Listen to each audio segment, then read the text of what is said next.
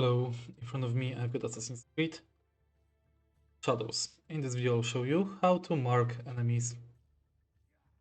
If you're planning to attack fortress or something like this, you can mark your enemies.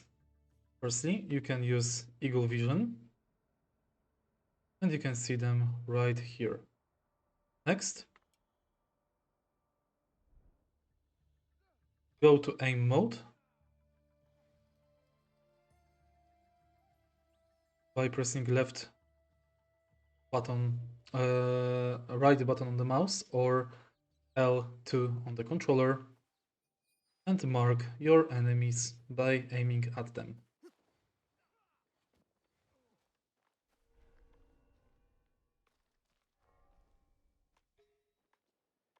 And that's basically it.